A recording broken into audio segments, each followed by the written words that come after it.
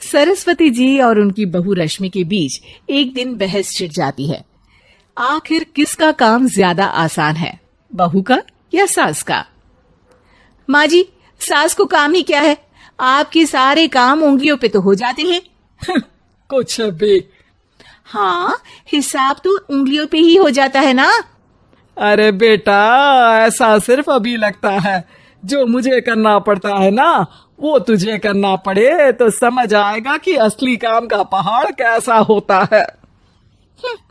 ठेले बराबर वजन भी नहीं है आपके काम में, और बात पहाड़ों के वजन की कर रही हैं आप। तू ऐसा करती ही क्या है घर में बेटा, ये तो बता मुझे। मैं थोड़ी ना कुछ करती हूँ, सब जादू से हो रहा है इस घर में। अरे एक दिन मेरा काम करोगी तो समझ आएगा। Okay okay, shut up. कल से मैं घर के काम करूंगी और तू मेरी जगह हर चीज का हिसाब रखना, ठीक है? ठीक है, ये भी कर लेते हैं। ये सास बहू की डील के बारे में रश्मि के पति अमन को नहीं पता था, और ना ही अमन के पिताजी सुरेश जी को। पर गेहूं के साथ साथ जैसे घुन भी पिस जाता है, ये दोनों भी पिसने वाले थे। सुबह अमन उठकर रेडी होता है ऑफिस जाने के लिए, तो पता है उसके कपड़े नहीं निकले हुए हैं। अरे रश्मि, तुमने मेरे कपड़े नहीं निकाले? अपनी माँ से पूछो ना, उन्हीं का काम है ये। अमन अपनी माँ के पास जाता है। अब मेरे कपड़े आज आप देने वाले हो क्या माँ? हाँ, देना तो मुझे ही चाहिए, पर तेरी बहू ने कपड़े धोने ही नहीं डाले, तो कोई भी धुला हुआ कपड़ा नहीं है बेटा। हैं? ऐसा क्यों? कपड़े तो धोने आप ही देते हो ना माँ?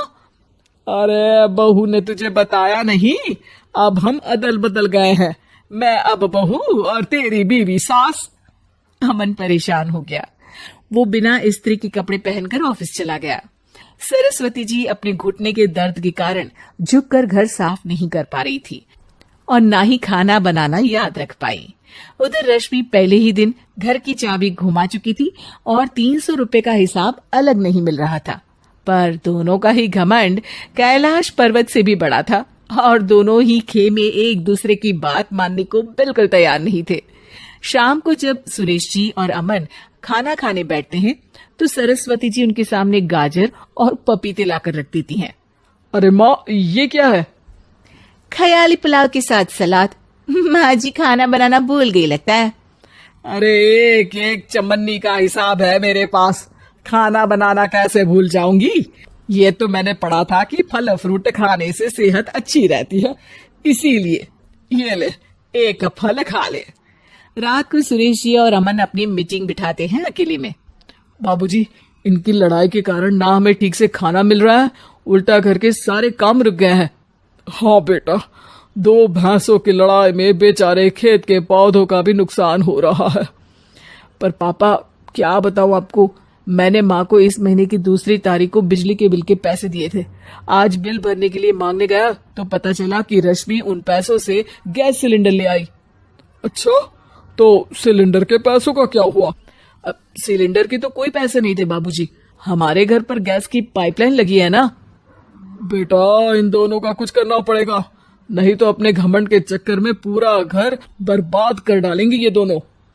अमन और सुरेश जी काफी सोच विचार के बाद एक निष्कर्ष पर पहुंचते हैं। रात ही को दोनों अपनी पत्नियों की अलमारी से नई साड़ी निकालते हैं, और सुबह जब रश्मि और सरस्वती जी उठते हैं तो देखते हैं कि दोनों पति साड़ी पहनकर चढ़ाव पर सब्जियां काट रहे हैं। अरे ये सब क्या हो रहा है? क्या हो रहा है मतलब? हाँ, आप दोनों अदल बदल हो सकते हो तो हम क्यों नहीं? अरे क्या मतलब? नहीं नहीं, मेरी भी बचपन से किसी की बहू बनने की इच्छा थी, तो आज से सरस्वती तुम बड़ी बहू, मैं मिडिल बहू और अमन छोटी बहू। अरे लेकिन सब घर पर बैठ जाएंगे तो कमाएगा कौन? ये घर कैसे चलेगा? अब वो तो भैया या बाकी लोग जाने, अब हमने भी अदल बदल कर ही लिया है तो कुछ नहीं हो सकता।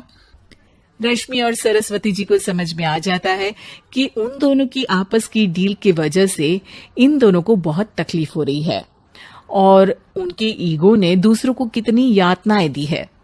अब असल में माँ जी आप सही थी, सास बनना बहुत मुश्किल है। अरे हाँ बेटा, और तू भी मुझसे तो नहीं हो पाया सब घर के काम, वापस बदल ले क्या? हाँ हाँ बिल्कुल माँ जी, और अब आप दोनों भी बदल लीजिए।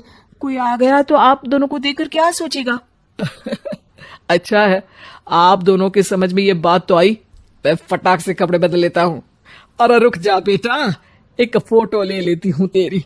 मेरी बेटी होती तो तेरे जैसी ही दिखती साड़ी में। और मेरा फोटो नहीं लोगी?